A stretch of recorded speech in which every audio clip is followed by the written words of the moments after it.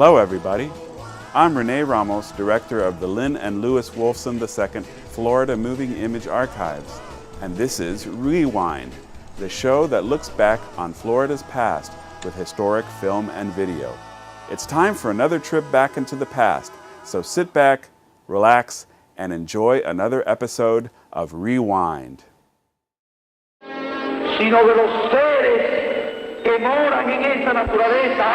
He speaks, the bearded one, Fidel Castro of Cuba.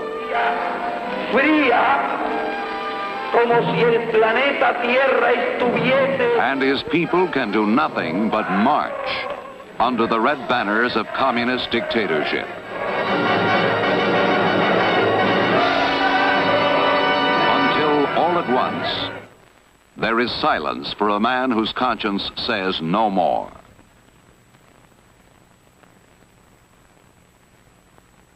Fuego! And so the flame within a human being is extinguished. But for him, for all of them, a torch of freedom burns brightly in the free world, symbol of both a fiery hatred for the dictator and a heated passion to bring him down. But how? That's what all America wants to know.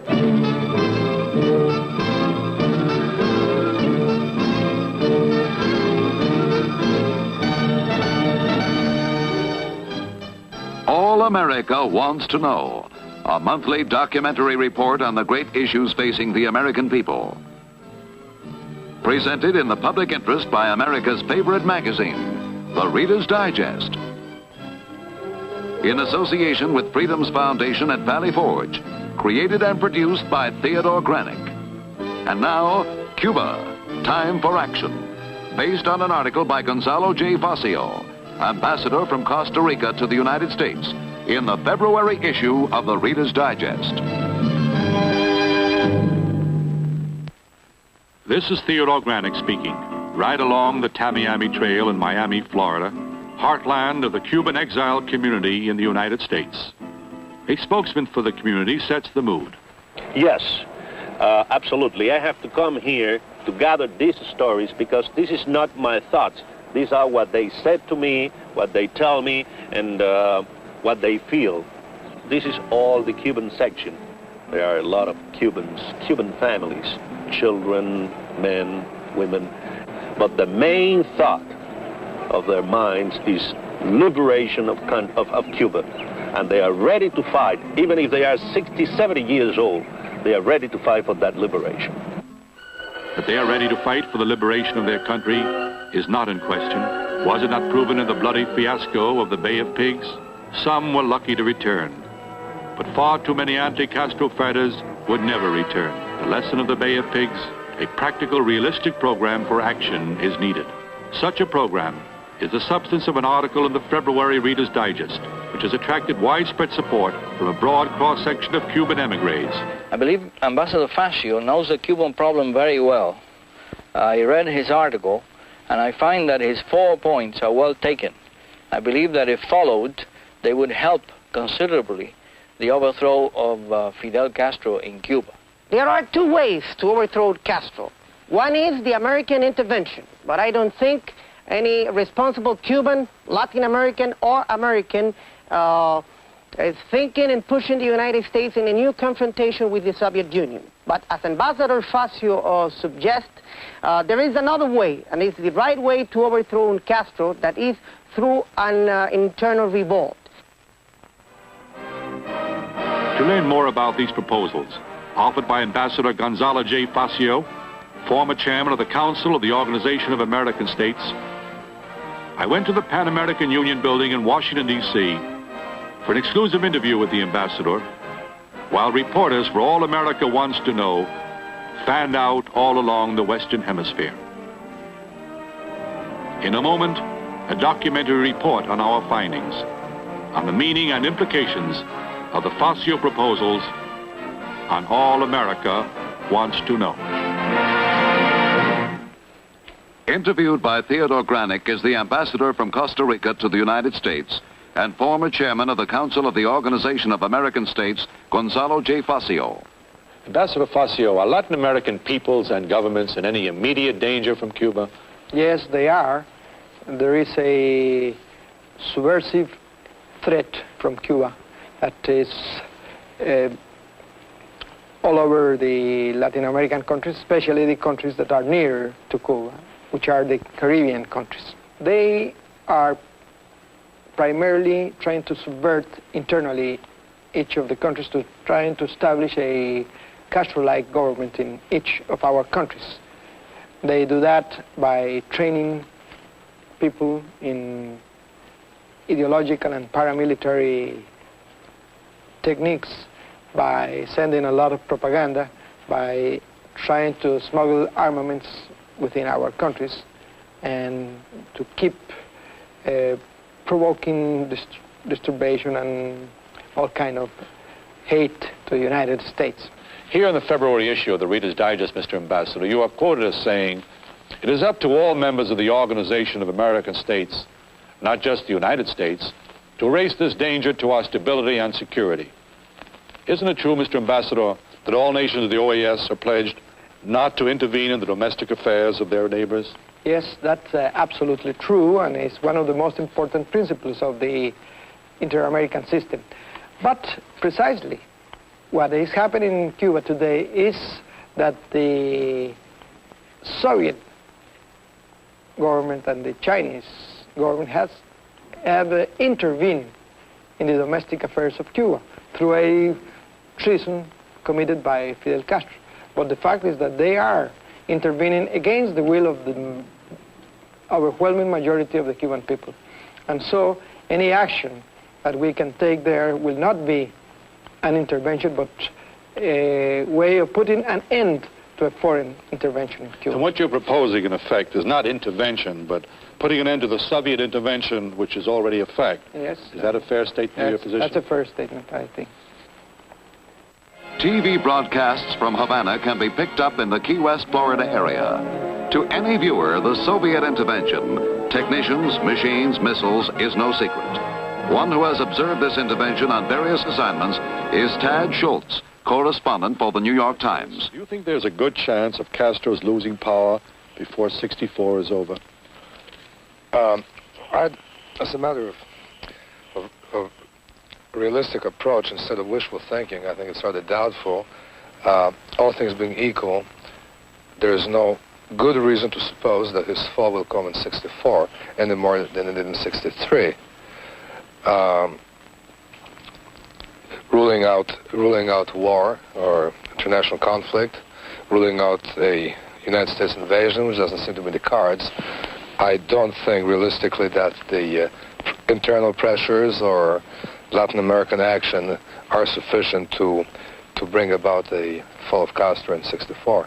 What action would bring it about, Tad?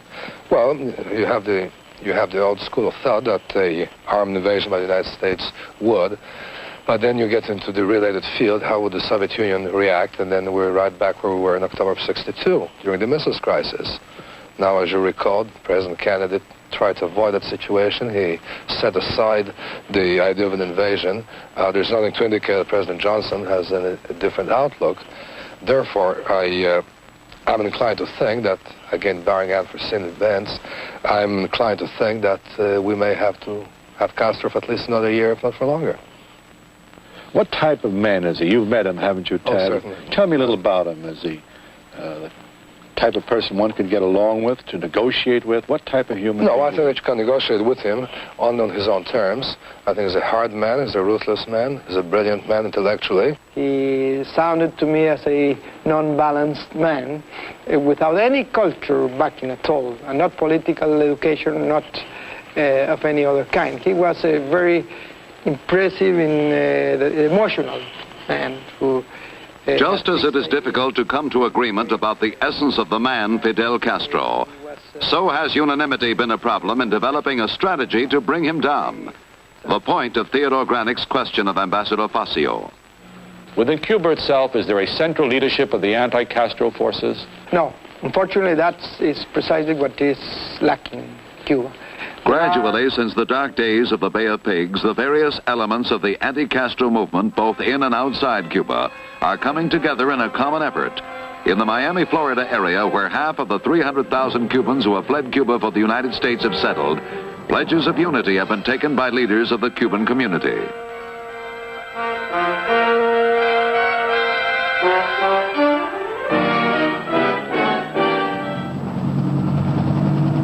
Cubans in Miami well remember the day that the late President Kennedy came to the Orange Bowl and publicly confirmed at the highest level of the United States government our desire for a free Cuba.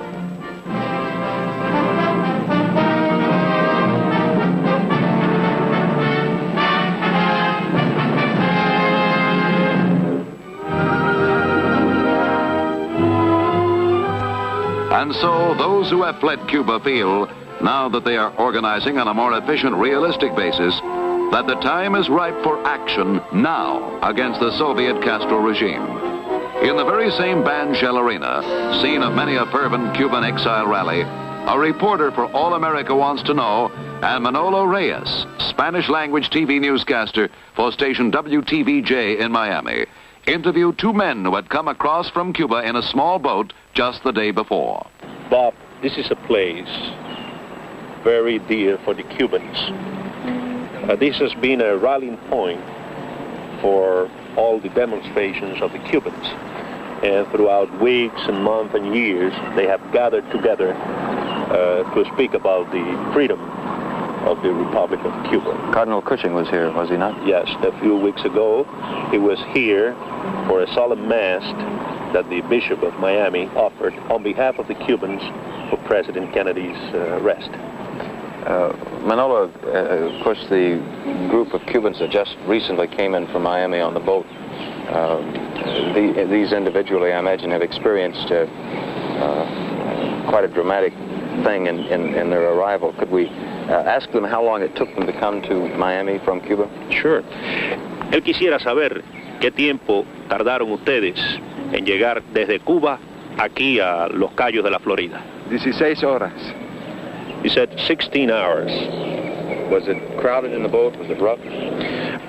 Well, summarizing what he said it was impossible. It is impossible right now to live in Cuba because they are living under tension and terror and espionage. They cannot trust in their neighbors because they don't know where is the spy. So it is really impossible to live over there. It was not the same on the past in which they were under a Cuban government, but in this case they are under a foreign power. Would you ask them if they can tell us what would have happened to them had they been caught leaving Cuba? Él quiere saber qué les hubiera pasado a ustedes si el régimen castrista los hubiera apresado en el momento de abandonar la isla. Hubieran fusilado a todos nosotros, hubieran matado. He said that all of them would be executed if they are caught leaving the island. Women, children? Hombres y mujeres y niños. Niños, todos. All of them. Those lucky enough to make it, the storm-tossed ride in small boats across to Florida, are processed at Miami's Freedom Tower.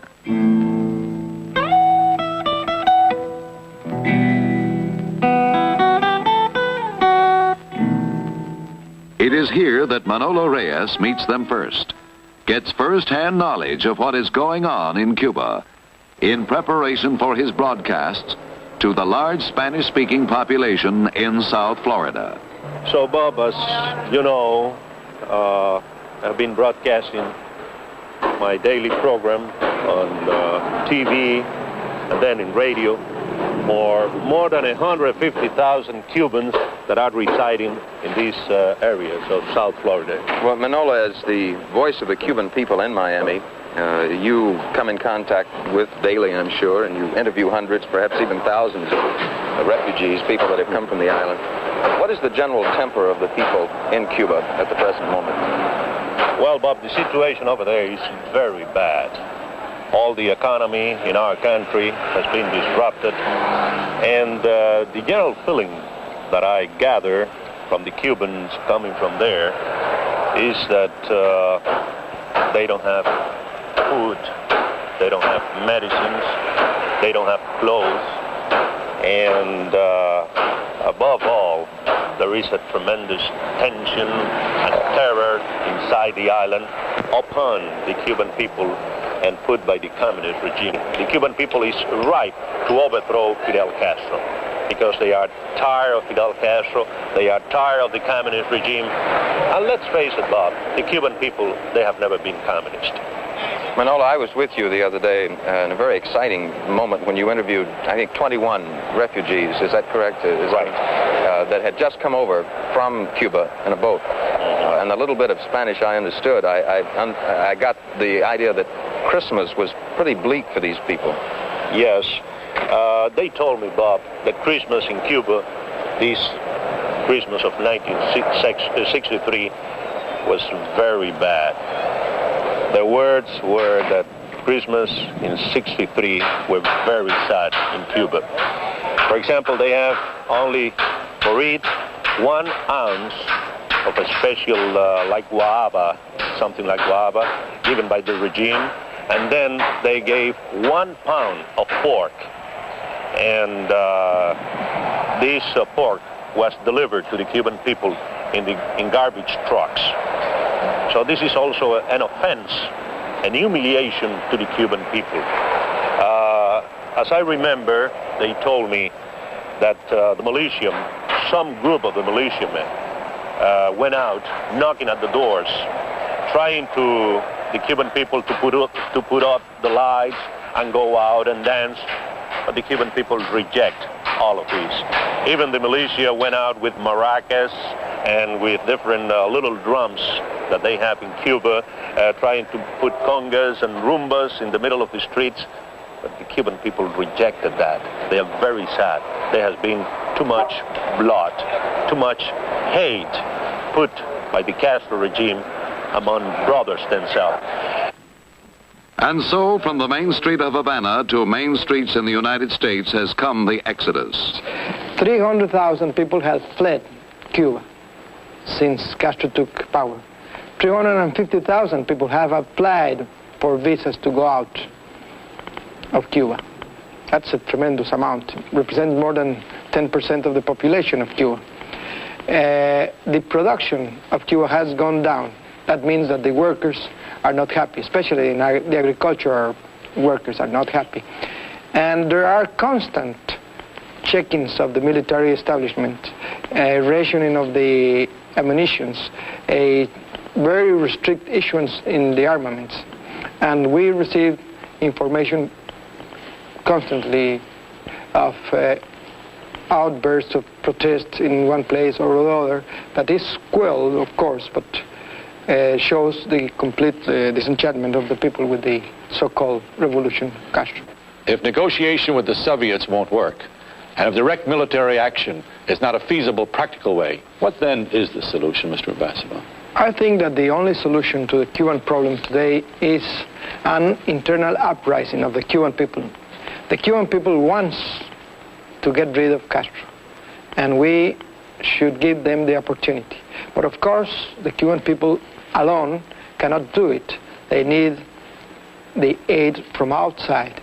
They have to do the job, but they need to be helped to do it. There are, I would say, 3 or 4 things that we should do to keep them, their spirits high and willing to fight. First, we have to have a very clear definition of policy, that we are not going to let them down, and that relations with the Castro regime are not to be, as they call it, normalized or became an established fact. We have to make our policy that to maintain that Castro is not representative of the Cuban people and is not compatible with the inter-American system in this hemisphere. Very clear policy in that respect that will give the people inside Cuba the assurance that they are not alone. What kind of assurance do the people of Cuba want? Pepe de la Torriente, a Cuban emigre in Miami, gives the answer to an All America Wants to Know reporter. But as a Cuban, I have to think slightly different from most Latin Americans, because I feel that symbols are nice and words are fine. But in this particular case, as I mentioned before, to overthrow a communist dictatorship, we need more than symbols and words. We need the wherewithals to fight. We Cubans feel that at least we should be helped to the same extent that Castro gets help from Russia. In other words, we should be helped in bringing our fight to Castro. But we also realize at the same time that what we can do as individuals, it's very little. I mean, we can make a raid this month and maybe another next month, because today all of it means war costs money.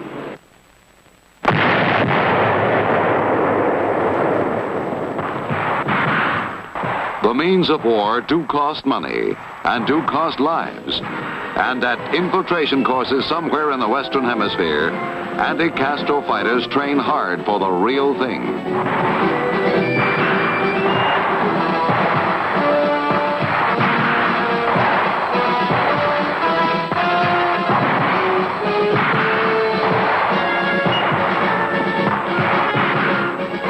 Yes, these are Cubans training hard for what may lie ahead. For as Carlos Castaneda, Washington correspondent for the Latin American weekly Bohemia, puts it, what is necessary in the case of Cuba is a war of national liberation, the same type of war of national liberation that Chairman Khrushchev support in his meeting with President Kennedy in Vienna and in the Congress of the Communist Party. But instead of being a national war of liberation on behalf of communism, is a national war of liberation on behalf of democracy. It's necessary to support these people. It's necessary to understand that in Cuba is living in the last 5 years in a very deep revolution, and to understand what a revolution is. It's necessary to understand that a revolution like the one that is developed right now in Cuba cannot stop with counter-revolution. That Castro historically represents the destructive cycle of the revolution, but the constructive cycle of the revolution must go on. In order to base, in order to set the new Cuba, the Cuba of the future, based on the principles of freedom, democracy, and social justice for all. With the cool dispassion that is the reporter's trademark, Tad Schultz sets the framework for any program to bring about Castro's downfall. It's how complicated it is. I don't think there's any single answer that you can sit down and write out a formula saying you do this and Castro will disappear. It's much more complicated than this, because in the first place it does relate, as we pointed out, to the Soviet-United States relationship. It's still locked in the embrace of the Cold War. But complicated as the problem is, intricacies of Cold War or no, whatever danger and bloodshed may be ahead, the Fazio proposals reflect the conviction that the time is now to liberate the Cuban people from Soviet Castro dictatorship. Now, before that grip closes more tightly. Meanwhile, our hearts go out to the Cuban people, betrayed into the hands of a foreign oppressor. They are in a strange land now and are thankful for our aid. But it is aid of a different sort they want. Aid which will enable them to return to their own land, just a few miles from their temporary refuge. And return they must. Return they shall.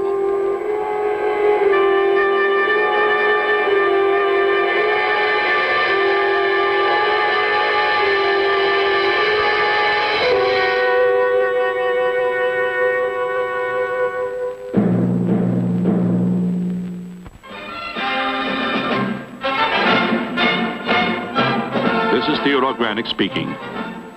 The main thrust of the Fazio proposals, as spelled out in the February issue of the Reader's Digest, are a clear, firm policy toward Cuba.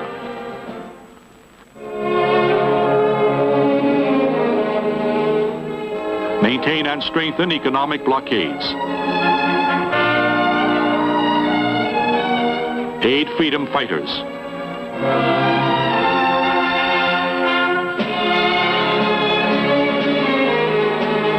And stamp out subversive activities.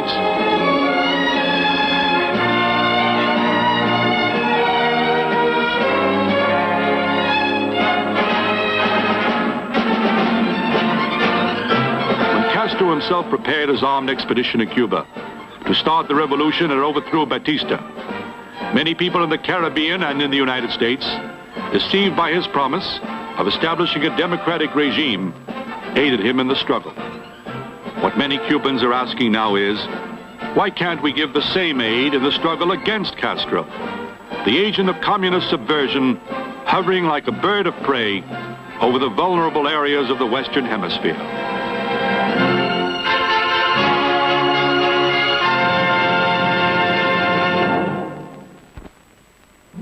Gee, I'd like to be a scout. Sure wish I could be a Cub Scout. Join the Explorers? Oh, boy. And in a few years, he'll be wanting to join, too. To bring boys to scouting and scouting to boys, local organizations use scouting as part of their youth program. Community institutions such as churches, school groups, service clubs, veterans organizations, and other community institutions join with the Boy Scouts of America to make possible the scouting program. 3 out of 4 boys want to be scouts. Your organization can help more boys become scouts. For information, call the local office of the Boy Scouts of America.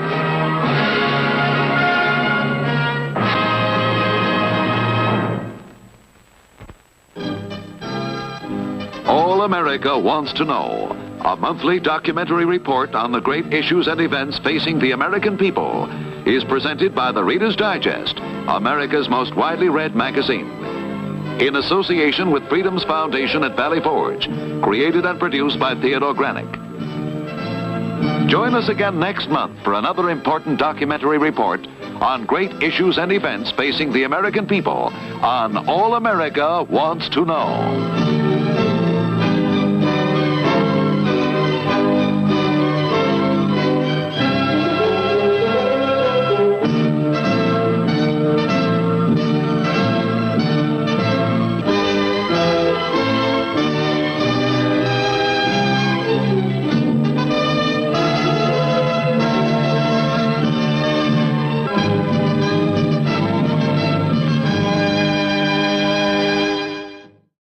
That's about it for this edition of Rewind.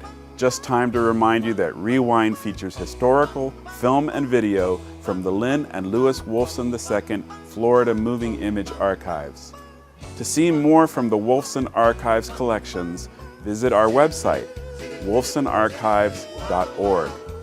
You can search the archives catalog and watch video online. And be sure to connect to our YouTube channel, where you will find hundreds of carefully curated clips, or link to the Wolfson Archives Facebook page to keep up with our busy calendar of historical happenings. Until next time, I'm Rene Ramos. Thanks for watching.